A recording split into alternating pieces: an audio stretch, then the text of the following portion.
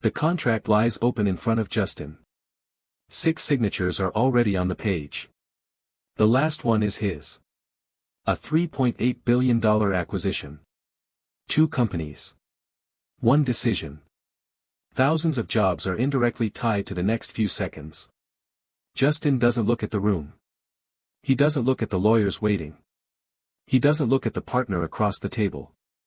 He picks up the pen. He signs. The market reacts within hours. Not because of emotion, but because of his decision. He sets the pen down. The room exhales, but he doesn't. Justin already moved on. Justin is 22, working as a business analyst. His desk is not his. The screen is not his. The work is not his. He analyzes data for decisions he will never be part of. He builds models for people who will never know his name. Justin notices everything. He notices how executives pause before speaking. He notices who interrupts and who doesn't. He notices who is listened to and who is tolerated. He doesn't speak much. He learns more by watching. He builds slides. He cleans numbers. He adjusts formats until they are perfect. His work becomes invisible, and that is the first test. He doesn't realize it yet, but the system is watching how he behaves under irrelevance. Justin is evaluated on precision, but selected on patience. At the end of the year, his salary increases, his title changes to senior analyst, and he feels progress. But the system has only begun to test him. Justin moves into a managerial role. He now leads a team of 3. For the first time, people do things because he says so. He notices the shift. He doesn't write as much. He decides more. Meetings change. He is no longer reacting, he is shaping. Targets become his responsibility. A 4.5% margin improvement across his category. Numbers become pressure. Justin approves decisions that affect lives, hiring, restructuring, sometimes reduction. He doesn't celebrate wins the same way anymore. A target met feels like relief, not success. 1 decision costs someone their role. He presents it, he justifies it, he signs it. He doesn't feel like a villain. He feels like a professional. That is the shift Justin doesn't notice at first. Now Justin is a director. He is responsible for millions. He runs multiple teams in multiple regions. The numbers are no longer small enough to feel.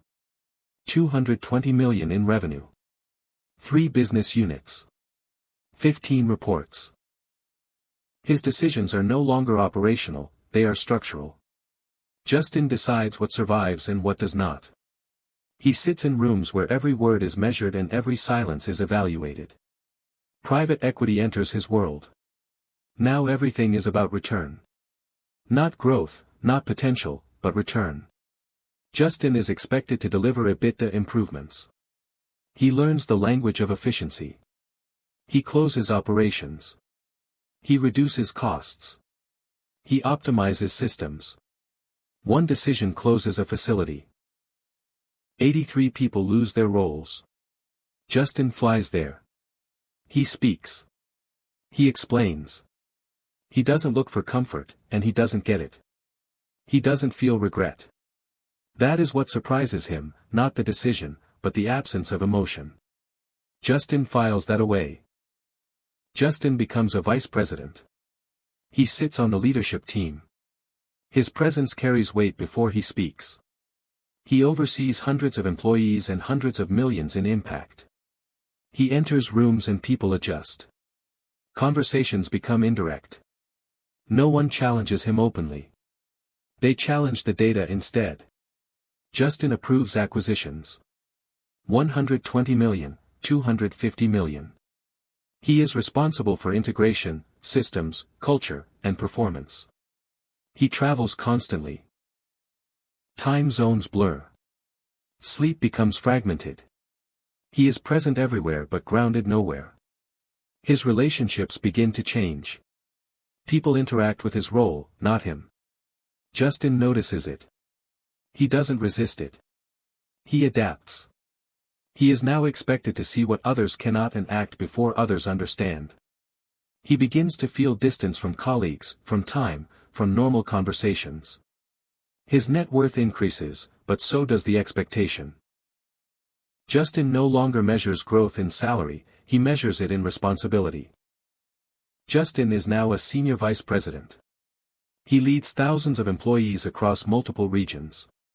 He sees the organization as a system.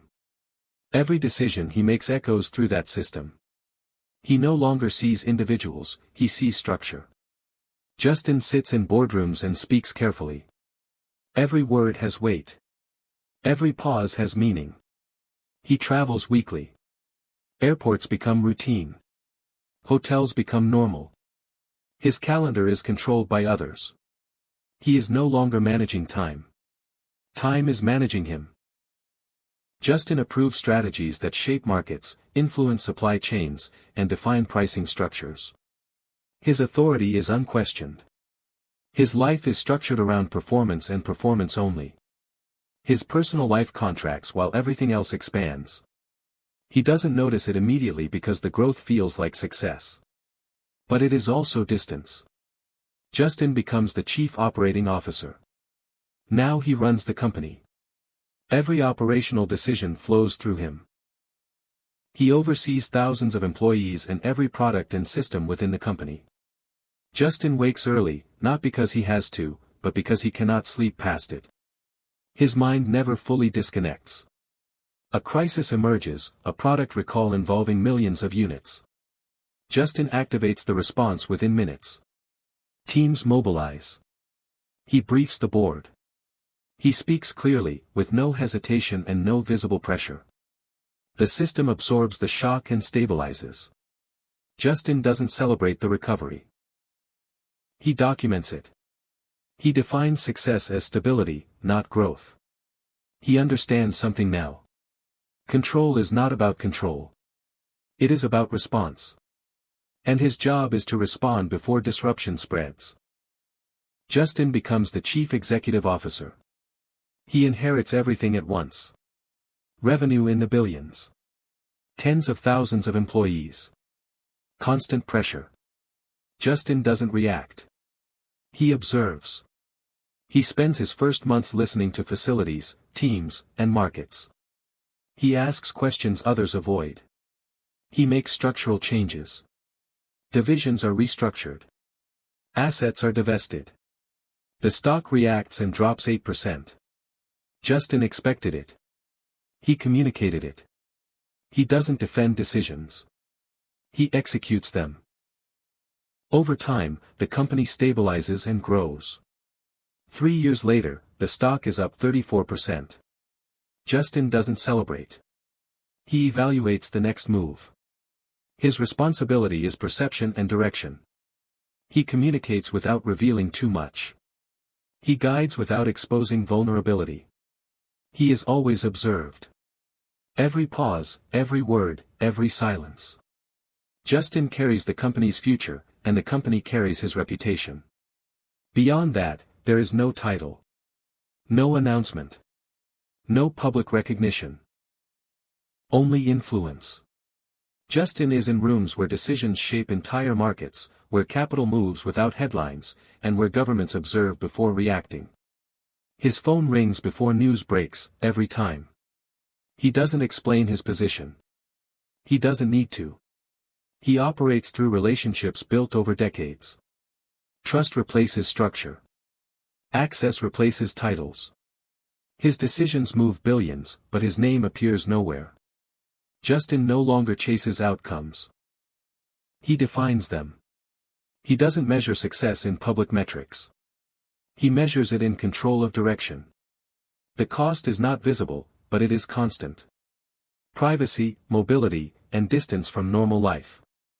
Every year he stayed, he chose this path again, and the system compounded his decisions accordingly.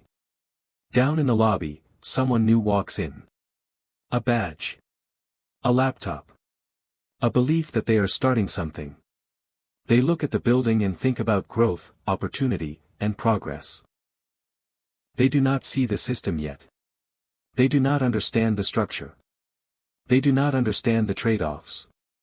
But they will. Because every system has gravity, and gravity pulls in one direction. Up.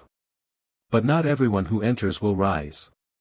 Only those who understand what each level costs, and are willing to pay it. And Justin knows that better than anyone.